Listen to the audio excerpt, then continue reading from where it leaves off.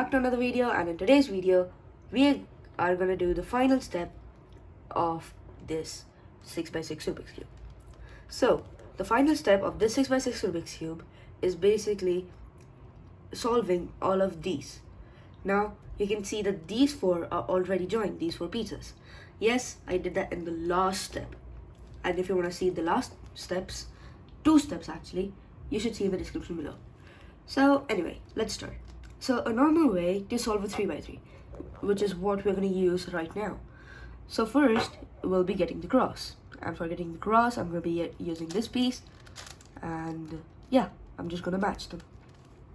This is a blue. I'll match it with the blue, get it down out of here. This is a green. I'll match it with the green. And I'll put it down. And red got automatically solved. Now, the corners. I mean, these small little corners. These pieces have to go down. So I'm going to do the right algorithm.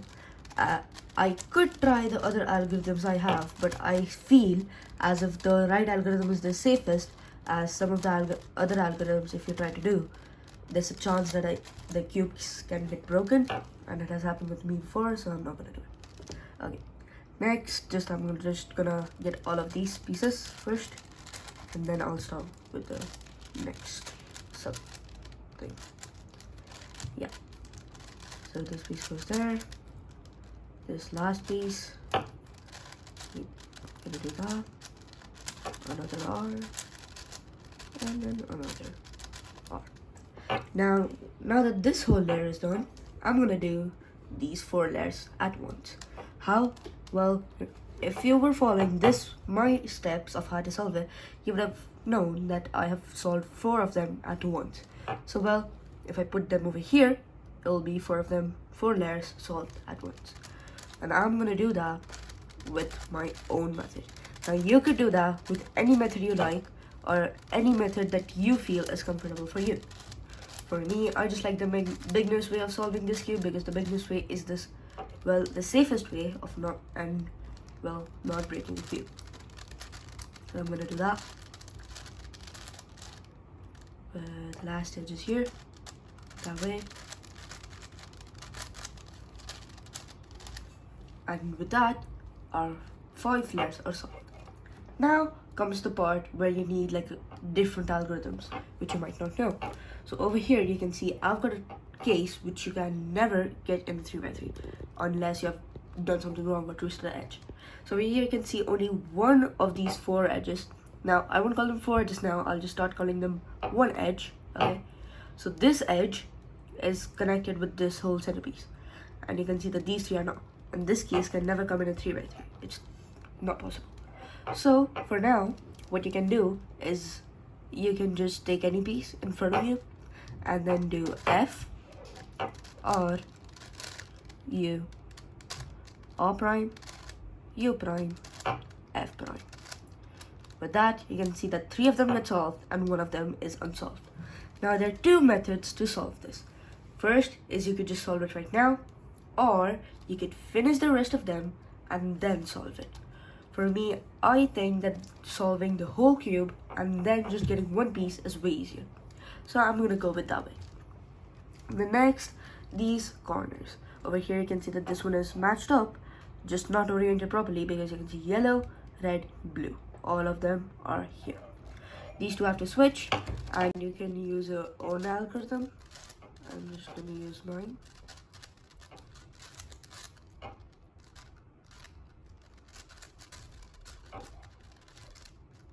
And with that, these 2 have switched and 1 is still there.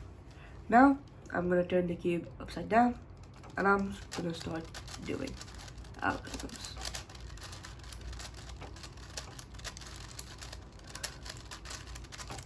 That gets solved. That is solved. And now over here, this technically cannot come. And you know why this has come? Because one of my corner piece I've accidentally twisted. So well, I'm gonna try to twist it back using this strength. Okay, hopefully it doesn't break. Fingers crossed. Yes, it did not break. Yeah, so the one piece was twisted, which luckily we pointed out in this one, or else we would have just kept doing on algorithms. So yeah, now this step has come, and well, you can see that one of them is not done. And well, if you're doing the same thing, you just have to visualize as if this is solved. So you can see this red, and this is a whole red. That means technically this whole layer is solved. And so, but these three are not. And I'm going to use my own algorithm for solving this case, which is because you can see that one layer has the opposite colors. Now green is over here, so, and this edge is over here.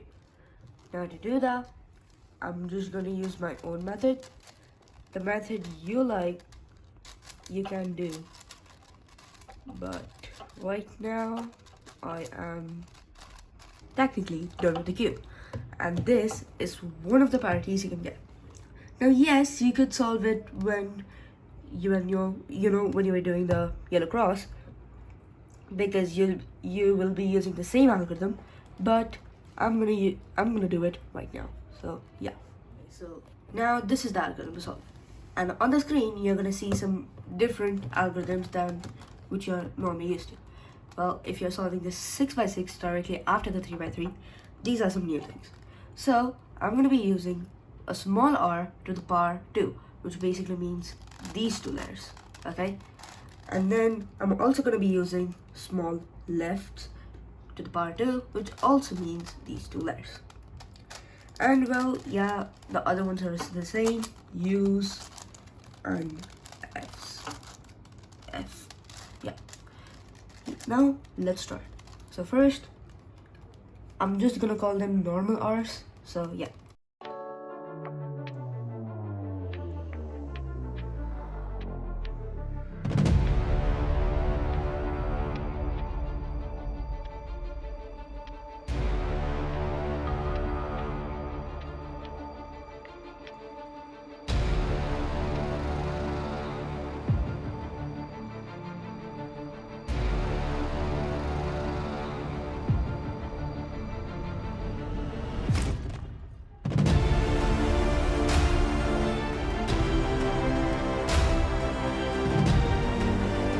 That, our whole 6x6 Rubik's Cube is now solved.